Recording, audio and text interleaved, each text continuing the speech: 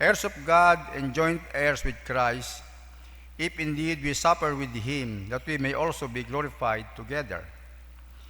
For I consider that the sufferings of this present time are not worthy to be compared with the glory which shall be revealed in us.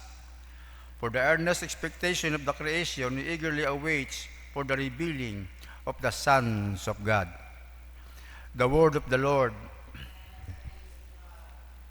Please stand for our responsorial psalm, Psalm 68.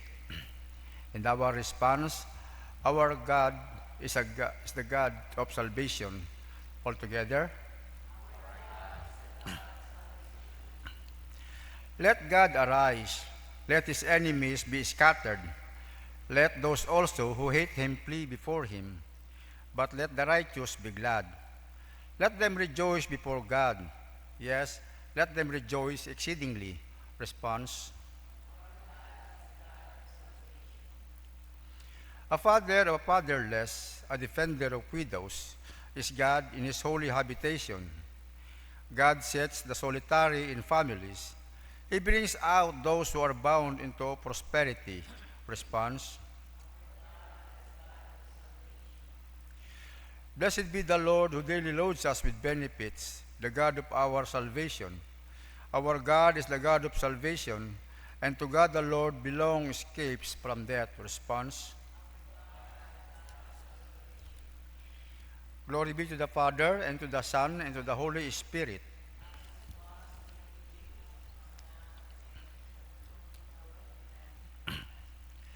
The Lord be with you. The Holy Gospel of our Lord Jesus Christ according to St. Luke. And we are reading from chapter 13, beginning at verse 10 to 17. Now he was teaching in one of the synagogues on the Sabbath, and behold, there was a woman who had a spirit of infirmity 18 years, and was bent over, and could in no way raise herself up. But when Jesus saw her, he called to him and said to her, Woman, you are loosed from your infirmity. And he laid his hands on her, and immediately she was made straight and glorified God. But the ruler of the synagogue answered with indignation, because Jesus has healed on the Sabbath. And he said to the crowd, There are 6 days on which men ought to work. Therefore come and be healed on them, and not on the Sabbath day. The Lord then answered him and said, Hypocrite! Does not each one of you on the Sabbath loose his ox or donkey from the stall and lead it away to water it? So ought not this woman, being a daughter of Abraham, whom Satan has bound, think of it, for 18 years be loosed from his bond on the Sabbath. And when he said these things, all his adversaries were put to shame, and all the multitude rejoiced for all the glorious things that were done by him. The Gospel of the Lord. Please be seated.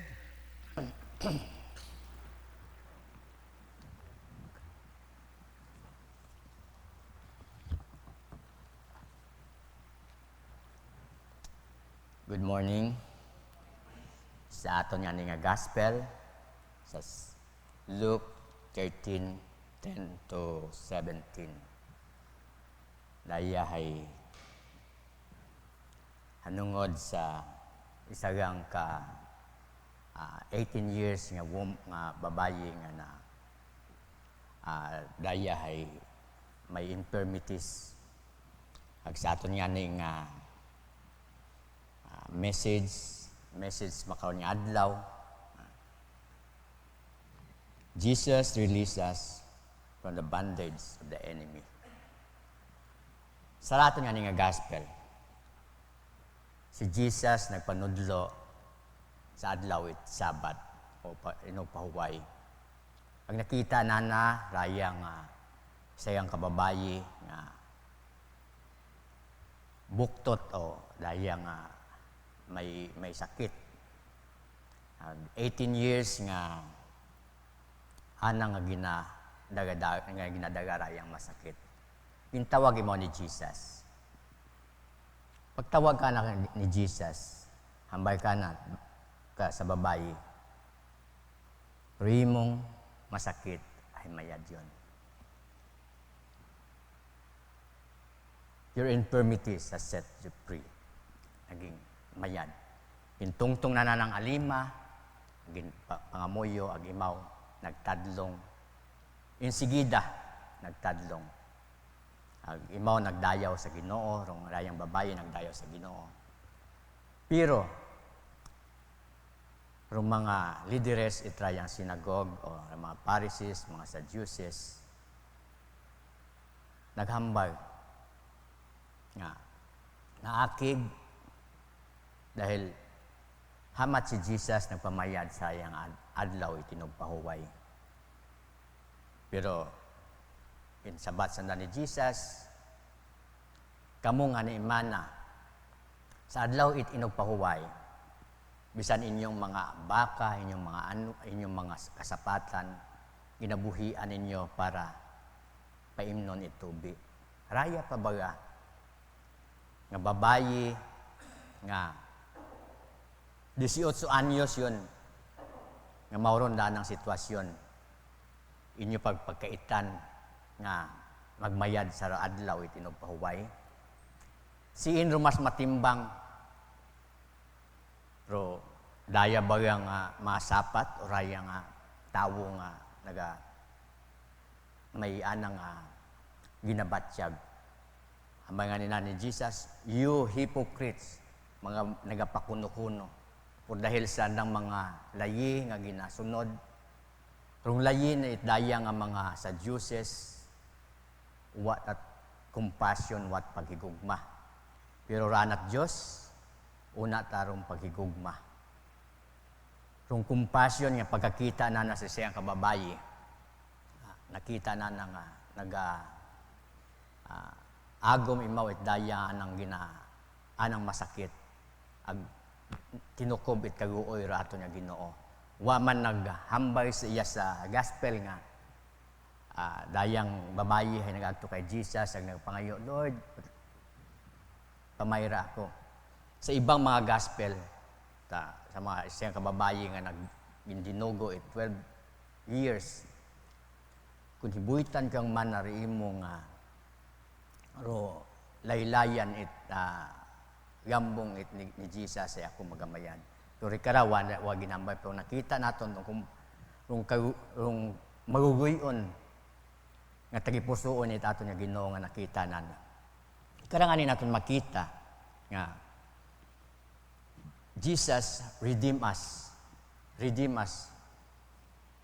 in the bondage of the enemy. Jesus set us free from the bondage of the enemy. Set us free sa atong mga infirmities. Set us free sa atong mga kapubrihan. And set us free tanan ato na fear bangod sa nang ginhimo sa nang pagsakripisyo sa nang ginhimo 2,000 years ago. Doyon da ng promesa nga kung kita nagapati. Ganit imaw kung Diyos kita pagahilwayon pagapamayron tanan karangan makita nga gin question si Jesus nga hamat nagpamayad imaw sa adlaw itinugpahuway. But di ka na kinapakita it gospel sa aton makaron nga adlaw makang oras. Jesus willing nga magahil anytime, anywhere. Why mo gin schedule nga oras nga ikaw hindo na akong pamayron. Basi karasan da nga layi it dayang mga Sadducees nga saan nga adlaw nga pagpanrabaho dapat manarikaon man na kamo mag-agto ag magpangayuit ka magairan. Pero sa adlaw man at inugpahuway, hayroin man na, hayuwa gida man at bukon man na itama. Pero sa Ginoo, sa Dios. Siin tama ba garugin himo at atong Ginoo? Yes. Bangod ruyon sa adlaw iti inugpahuway, Dios man gihapon daton ni Dios. Ginobra rayang dayang adlaw ito inugpahuway para sa tawo, bukon it pero tawo para sa inugpahuway. Kaya natin makita nga in the time of needs ratong Ginoo always there.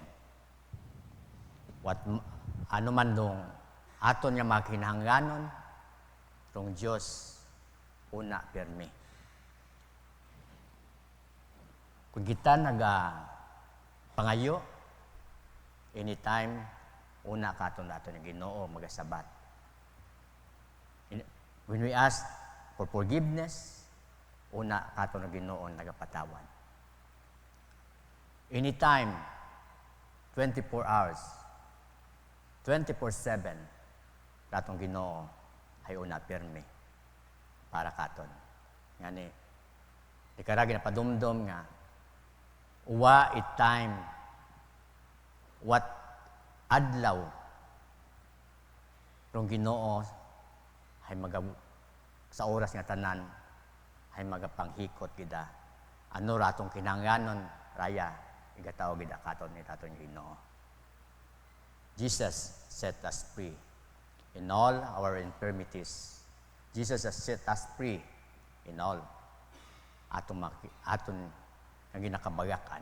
Ngani, dapat yamang nakita magasalig ang mga tuo kana. Amen.